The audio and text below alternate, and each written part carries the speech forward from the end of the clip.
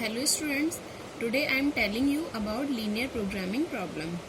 Linear programming problem is a mathematical technique.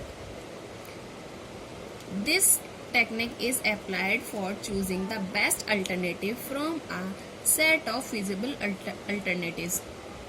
Students, linear programming एक mathematical technique है जो कि यूज की जाती है या फिर अप्लाई की जाती है बेस्ट अल्टरनेटिव को चूज करने के लिए among the various alternatives. On other hand, we can say linear programming is a technique of selecting the best possible strategy from a number of alternatives. The chosen strategy is optimal in terms of maximization or minimization. Linear programming को हम इस वे में apply करते हैं जो कि हमारा जो सॉल्यूशन हो या फिर जो हमारा आउटपुट हो वो इन टर्म्स ऑफ मैक्सिमाइजेशन और मिनिमाइजेशन में हो. In the case of minimization the output should be maximum and in the case of minimization the production cost should be minimise.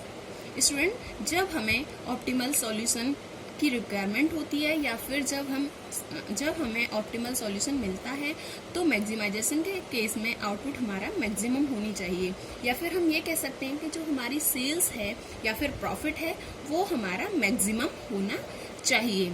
In the case of minimization जो हमारी production cost निकल कर आती है वो मिनिमाइजेशन में मिनिमाइज होनी चाहिए. स्टूडेंट, लीनियर प्रोग्रामिंग को हम दो तरीके से सॉल्व करते हैं. फर्स्ट है आपका ग्राफिकल मेथड एंड सेकंड है simplex method. Student, graphical method मैं आपको पहले ही बता चुकी हूँ. ग्राफिकल मेथड में हम लीनियर प्रोग्रामिंग को सॉल्व करते हैं थ्रू द ग्राफ. स्टूडेंट, जब हमारे पास दो वेरिएबल होते हैं तब हम ग्राफिकल मेथड को यूज कर सकते हैं लीनियर प्रोग्रामिंग को सॉल्व करने के लिए. लेकिन जब हमारे पास दो से ज्यादा वेरिएबल होते हैं तब हम सिंप्लेक्स मेथड को यूज करते हैं. दो से ज्यादा वेरिएबल में अगर हमारे पास चार वेरिएबल हों या फिर तीन से ज्यादा वेरिएबल हों तब हम लीनियर प्रोग्रामिंग को ग्राफिकल मेथड के थ्रू सॉल्व नहीं कर सकते. नेक्स्ट है आपका simplex method. Simplex method is the most general and powerful technique to solve linear programming problem. It is an iterative procedure. Student, ये एक इटरेटिव प्रोसीजर होता है which either solves linear programming problem, जो कि linear programming को या तो solve करता है या फिर हमें इंडिकेट करता है कि जो सॉल्यूशन है वो अनबाउंडेड सॉल्यूशन है. स्टूडेंट, यहाँ पर जब हम सिंप्लेक्स मेथड को यूज करते हैं उससे पहले हमें कुछ टर्म्स हैं जो कि पता होनी चाहिए जो कि आगे यूज होंगी जब हम लीनियर प्रोग्रामिंग को सॉल्व करेंगे through the simplex method. First होता है आपका ऑब्जेक्टिव फंक्शन, या फिर हम ये कह सकते हैं कि component of linear programming problem. ये हमारे कंपोनेंट हैं या फिर कुछ टर्म्स हैं जो कि आगे अप्लाई होंगी या फिर जब हम सिंप्लेक्स मेथड को यूज करेंगे लीनियर प्रोग्रामिंग को सॉल्व करने के लिए तब ये यूज होंगी. फर्स्ट है objective function. Objective function is that linear function which is either to be maximized or to be minimized. हमारा ऑब्जेक्टिव फंक्शन स्टूडेंट वो एक्सप्रेशन होती है या फिर वो एक फंक्शन है जो कि हमें जो हमारा एम होता है वो उसे मैक्सिमाइज या मिनिमाइज करना होता है. अगर मैक्सिमाइजेशन की प्रॉब्लम है तब हम उसे मैक्सिमाइज करते हैं और मिनिमाइजेशन की प्रॉब्लम है तब हम उसे मिनिमाइज करते हैं. Second है decision variable. The decision variable variables contained in the objective function are known as decision variable because the solution specifies the levels of activity for each variables represented in the objective function. Decision variable को objective function contain करता है जो कि activity की label को specify करते हैं. Student, हम ये कह सकते हैं कि जो हमारी एक्टिविटी लेबल है वो हमारी नेगेटिव नहीं होनी चाहिए. हम ये कह सकते हैं कि अगर किसी कंपनी में कोई प्रोडक्शन होता है तो वो 0 तो हो सकता है लेकिन वो नेगेटिव में नहीं जा सकता. थर्ड है आपका non negative conditions. Non-negative condition means that no activity variable can be negative. यहाँ पर नॉन नेगेटिविटी कंडीशन का यही मतलब है कि जो एक्टिविटी वेरिएबल है वो नेगेटिव नहीं होना चाहिए। 0 हो सकता है या फिर 0 से ज्यादा भी हो सकता है, लेकिन नेगेटिव नहीं होना चाहिए। नेक्स्ट है students slack, surplus and artificial variables. Simplex method को यूज करने से पहले हमें ये वेरिएबल को जानना बहुत जरूरी है कि slack, surplus and artificial variable क्या होती हैं। फर्स्ट होता है स्लैक वेरिएबल।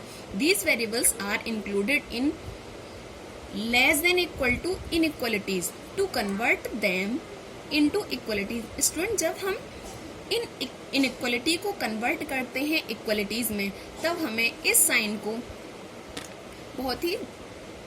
को जानना बहुत ही जरूरी है। जब हमारा लेस देन इक्वल टू होता है, तब हम उस इनइक्वालिटी को इक्वालिटी में कन्वर्ट करने के लिए स्लैक वेरिएबल को ऐड करते हैं। सपोज दैट यहाँ पर ये एक एक्सप्रेशन दे रखी है a1x plus a2y less than equal to b1। We redefine it as, जब हम इस इनइक्वालिटी को इक्वालिटी में कन्वर्ट करते हैं, यानी इस साइन को हटाकर जब हमें इक्वल टू का साइन लगाना होता है, तब हम इस साइन को हटाते हुए एक स्लैक वेरिएबल यानी जो अननोन वेरिएबल है उसको ऐड करते हैं इस एक्सप्रेशन में। a1x plus a2y plus s1 equal to b1। Equal to का साइन लगाने के लिए हमें इस अननोन वेरिएबल जो कि s1 है उसे ऐड करना पड़ेगा इस एक्सप्रेशन में, where s1 is the slack variable. Second है surplus variable. These variables are introduced in greater than equal to in equations to change them into equations। यानी कि यहाँ पर ये जो ग्रेटर देन इक्वल टू है, जब हम इस इनइक्वलिटी को इक्वलिटी में कन्वर्ट करते हैं, तब हम इस साइन को हटाकर इक्वल टू का साइन लगाते हैं। तब हमें एक अननोन वेरिएबल यानी सरप्लस वेरिएबल को माइनस करना होता है। सपोज दैट यहाँ पर ये इक्वेशन दे रखी है a3x plus a4y greater than equal to b2। अगर हम इसे जब इक्वलिटी में कन्वर्ट करते हैं, तब a3x plus a4y minus s2 यानी इस सरप्लस वेरिएबल को माइनस करते हैं equal to b2, where s2 is surplus variable. Third है स्टूडेंट्स आपका artificial variable. In many cases, the constraints are a combination of less than equal to, greater than equal to and equal to in equations। Student, कई cases में हमको combination में expression दे रखी होती है, या फिर हम ये कह सकते हैं कंस्ट्रेंट हमें कॉम्बिनेशन में दे रखे होते हैं, less than equal to, greater than equal to and equal to. जब हम इस इक्वेशन को इक्वलिटी में कन्वर्ट करते हैं, तब हमें एक आर्टिफिशियल वेरिएबल की रिक्वायरमेंट होती है जिसे कि हम ऐड करते हैं। जब हमारा ग्रेटर देन इक्वल टू होता है, तो हम सरप्लस वेरिएबल को माइनस करते हैं और आर्टिफिशियल वेरिएबल को ऐड करते हैं। अगर हमारा लेस देन इक्वल टू होता है, तब हम सिर्फ और सिर्फ स्लैक वेरिएबल को ऐड करते हैं। लेकिन जब हमारा इक्वल टू होता है, तब हम उस इनइक्वालिटी को इक्वल टू में कन्वर्ट करने के लिए हम आर्टिफिशियल वेरिएबल को ऐड करते हैं। ये आगे और अच्छे से तब समझ में आएगा जब मैं इसका न्यूमेरिकल आपको कराऊंगी। Thank you students.